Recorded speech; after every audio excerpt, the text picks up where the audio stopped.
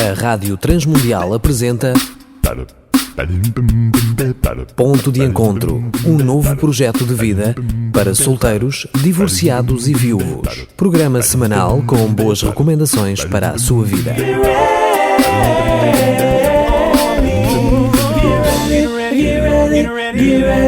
Olá, estamos a dar início ao nosso ponto de encontro. Eu sou Danilo Gugeral.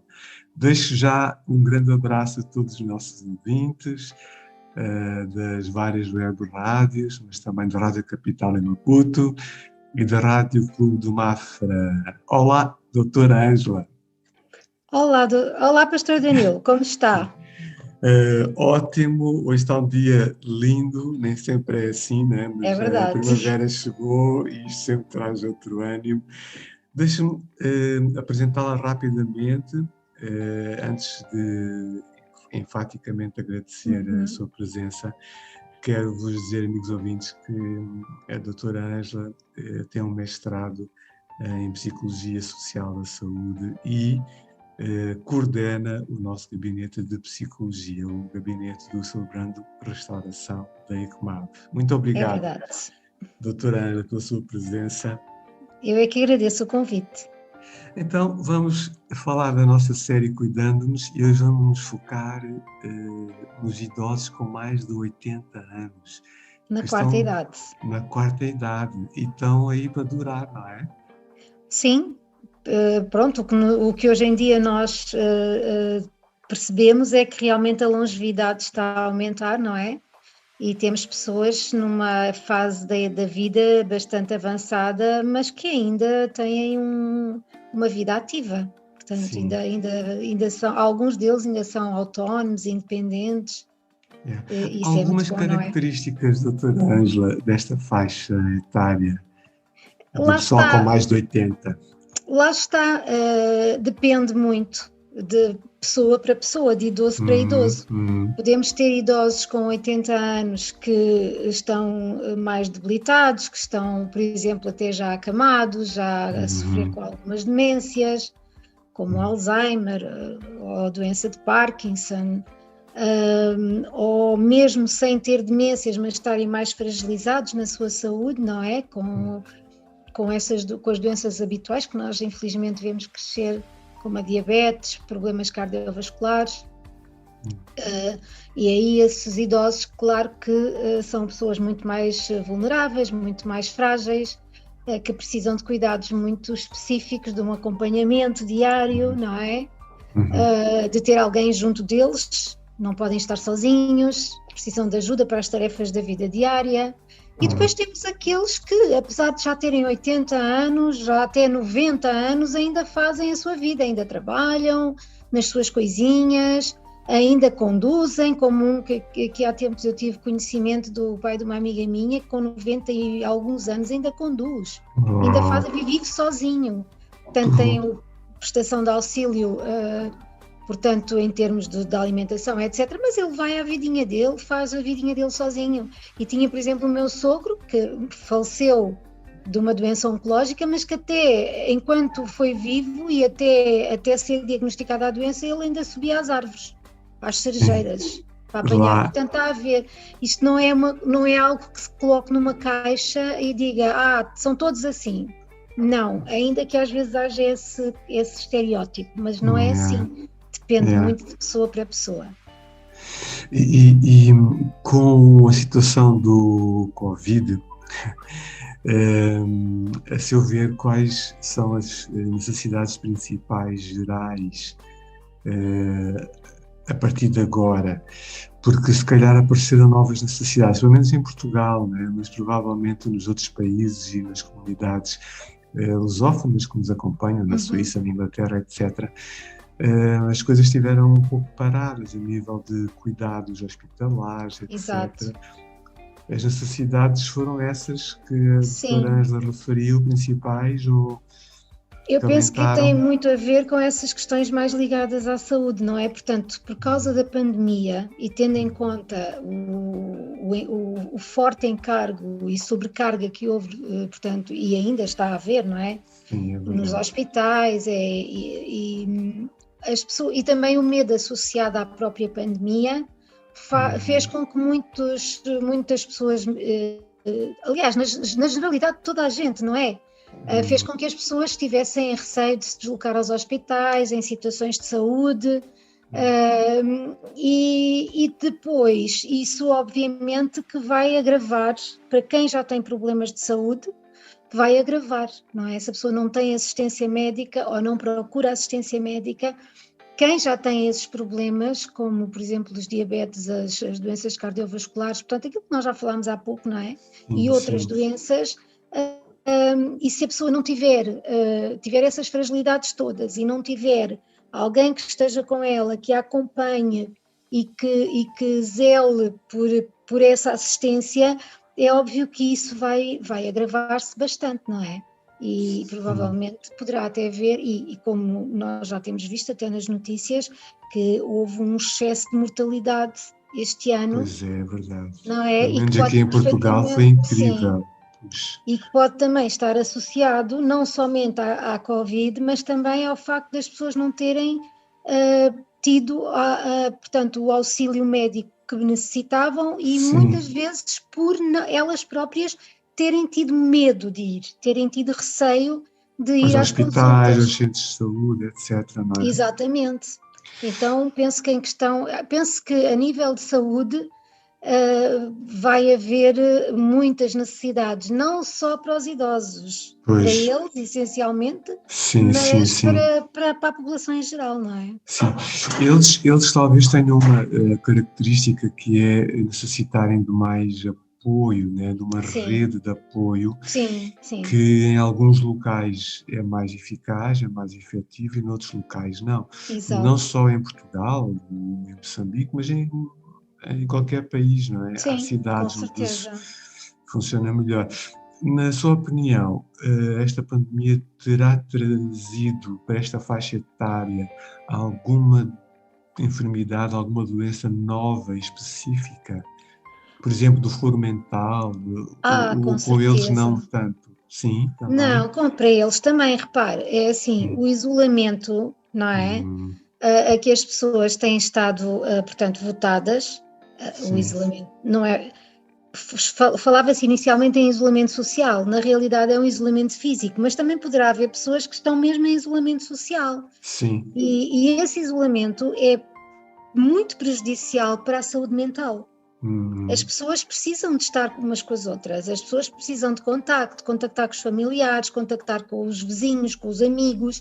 Nós precisamos de toque, não é? Precisamos do abraço, precisamos de conversar, e este isolamento a que temos sido obrigados, estes confinamentos sucessivos a que nós temos sido obrigados, obviamente vêm trazer perturbação ao nível da saúde mental, e a pessoa idosa é tão suscetível de ter esse tipo de problema como qualquer outra, é inerente ao ser humano.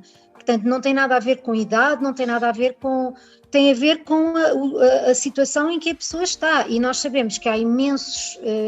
nós já tínhamos problemas de isolamento social antes da pandemia, relativamente às pessoas idosas, não é? Sim. Já tínhamos muito...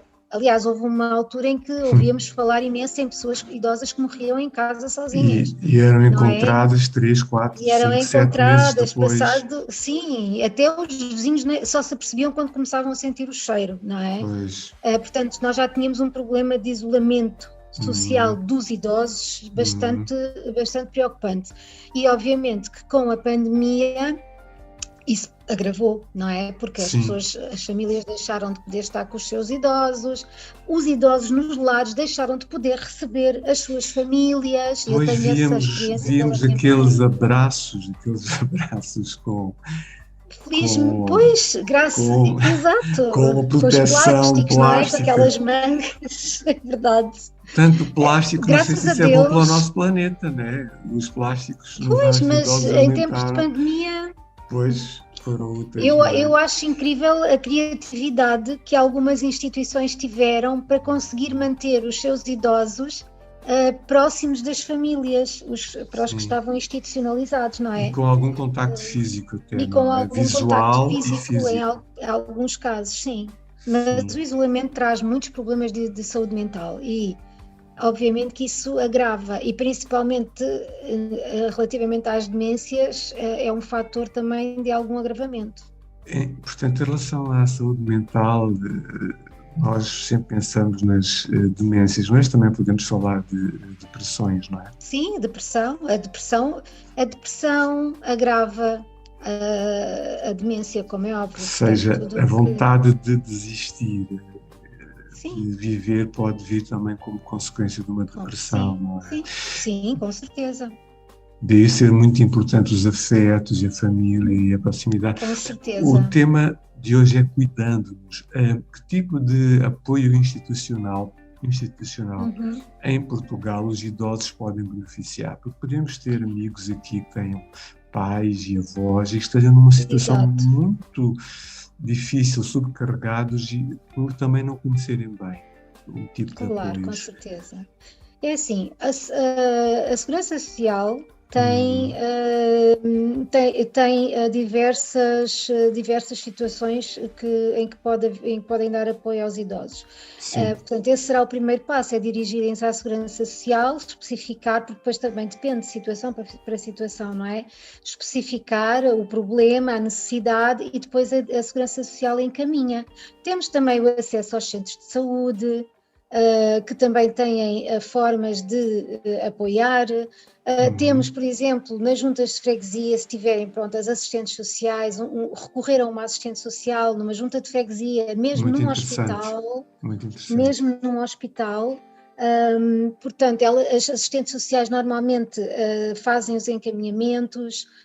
Se as pessoas precisam, por exemplo, de apoio domiciliário, fazem-se os encaminhamentos para as instituições que prestam esse tipo de apoio, e os familiares são, portanto, orientados nesse sentido. Sim, porque as juntas trabalham em rede, né? Conhecem várias IPSS, associações, ONGs. Sim, até porque normalmente quem presta esse tipo de cuidados são mesmo as IPSS ou os lares que têm também centros de dia e que fazem apoio domiciliário. Portanto, é sempre o dirigir-nos ou à Segurança Social, para os apoios até mesmo a nível financeiro. Lá está, depende da necessidade de cada família. E tendo em conta isso, é uma questão de se dirigirem realmente a estas instâncias, que são aquelas que são mais, portanto, mais recomendadas e aquelas que têm mais, portanto, capacidade de ajudar e de orientar. Sim, então nós vamos encorajar-vos, vocês que são cuidadores, né, filhos, netos, amigos de idosos, a não ficarem sós e tão subcarregados, não é? Exatamente. A tentarem fazer uma boa pesquisa hoje em dia, mesmo na própria internet, não é? Sim. Pelo Google ou por outra rede qualquer, conseguimos muito facilmente encontrar estes apoios. Pelo menos aqui nos países da Europa. No Brasil não sei muito bem como é a situação, nem em Moçambique, mas em Moçambique temos várias ONGs. E se calhar podemos sensibilizá-los, não é? Sim. Para olhar atentamente para esta camada etária, que eu sei que na cultura moçambicana até há uns anos atrás era bastante honrada. Não é? E uma coisa que eu gostaria de deixar, que eu acho que é muito importante, nós falamos nos idosos, mas repare, um idoso de 80 anos é cuidado por outro idoso. Pois, exatamente. Portanto, um idoso de 80 anos poderá ter um filho ou uma filha na casa dos 60, que já é uma pessoa que também já está numa faixa da vida mais avançada. E em Moçambique até com mais idade, porque por exemplo, o pessoal lá nasce mais, ou seja, há mães mais novas, não é? Sim, mas o que eu quero realmente enfatizar aqui é que como a esperança de vida é muito elevada, não é? Portanto, as pessoas vivem muitos anos, quem cuida também já tem uma idade avançada. E é preciso também nos focarmos muito na questão do cuidador. Pois. Porque muitas vezes a maior carga é para o cuidador, não tanto para o cuidado. Sim, é verdade. Não é? Então nós temos que pensar que temos cuidadores com 80 anos também, porque repare, uma mulher, uma esposa, de 80 anos que é uma pessoa ainda ativa, mas que tem um marido que já está acamado. Sim. Não é? Ela é uma cuidadora, ela é uma idosa, mas também é uma cuidadora. E o cuidarmos dos outros, principalmente quando são pessoas de uma determinada idade com algumas comorbilidades, ou quando são pessoas com deficiência, ou seja, alguém que realmente é completamente dependente, a sobrecarga do cuidador é enorme e muitas vezes os cuidadores têm problemas de stress elevadíssimos e de depressão. E eu gostava de deixar isto aqui claro, que muitos cuidadores também têm 80 anos. Pois. Isso leva-nos para a última pergunta, doutora Ângela, em relação aos cuidadores, que seria: como é que nós, comunidade, ou seja, pessoas comuns, poderíamos voluntariamente ajudar estas populações mais idosas? Em primeiro lugar, olhemos para onde nós vivemos, não é? Olhemos para dentro da nossa própria família, porque poderá haver familiares nossos que estão a precisar de descansar, não é? Tios ou mesmo pai, mãe, que estão a cuidar de alguém, não é? Então olhemos para dentro da nossa família e vejamos quem é que está a precisar de parar, de descansar, e vamos nos voluntariar para oferecer ajuda.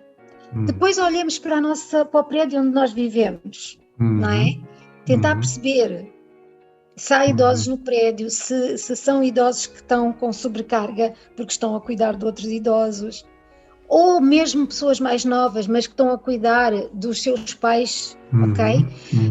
Estar atentos, não é? Estar atentos à comunidade. E depois é assim, nós podemos sempre dirigir-nos a um centro de saúde ou a uma junta de freguesia que lida diretamente com estas pessoas com mais fragilidades e com mais necessidades, e perguntar como é que nós podemos ajudar de uma forma voluntária, ingressar numa rede que já exista, numa rede de apoio domiciliário.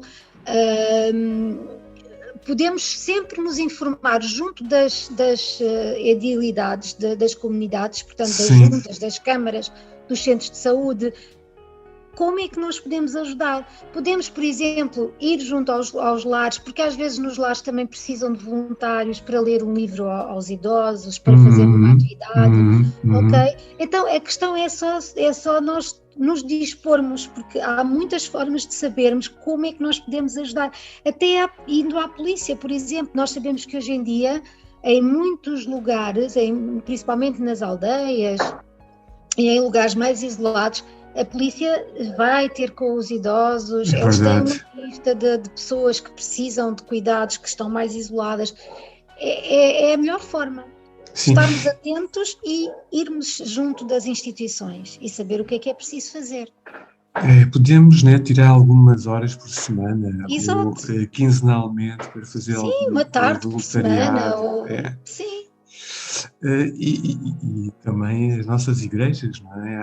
Com certeza. Nos nossos países há muitas igrejas. Exato. E às vezes há muita malta sentada lá, só aquecer banco, isso é uma seta, né? Para quem aquece banco, querem fazer qualquer coisa, e esta faixa etária eles têm muito para dar ainda, não é? É uma riqueza. Claro que têm. Mesmo nós temos sempre como aprender com toda a gente, não é? Sim. Tanto com uma pessoa que está bem, como com uma que já não está tão bem, não é? Há sempre formas de aprender. E é uma forma também de crescermos enquanto pessoas no auxílio ao outro. Porque a vida só faz sentido dessa forma, não é? É verdade. Quando nós damos, nos sentimos também. Assim, exatamente. Quando nós nos doamos, damos, estamos a receber. Exato, sentimos um retorno, né, de satisfação. Sim, muito obrigado, doutora Ângela. Foi um tempo maravilhoso. Foi um prazer. Vamos nós também, CR, tentar continuar a nossa jornada apoiando esta faixa etária. Temos sonhos para isso. Se alguém quiser nos conhecer melhor ou se nós pudermos ser úteis em relação a algum encontro de triagem para alguém entrar, por exemplo, em grupos de apoio à autoajuda, consultas de psicologia, estar nas nossas lives, nos nossos Zooms, é só nos contactarem pelas redes sociais ou pela Rádio Transmundial. O nosso Levi vai deixar o meu contacto. Então, muito obrigado, um grande abraço para todos vocês, amigos ouvintes. Até breve. Obrigado, doutora Ângela. Obrigada eu, foi um prazer. E um abraço a todos os ouvintes também. Contacte Danílogo Geral através do 967 986 360. Poderá fazê-lo também através do Facebook. Estamos a terminar por hoje, mas não perca o próximo programa. Apresentamos Ponto de Encontro, um novo projeto de vida para solteiros, divorciados e viúvos. Um programa semanal com boas recomendações para a sua vida, uma produção da Rádio Transmundial de Portugal.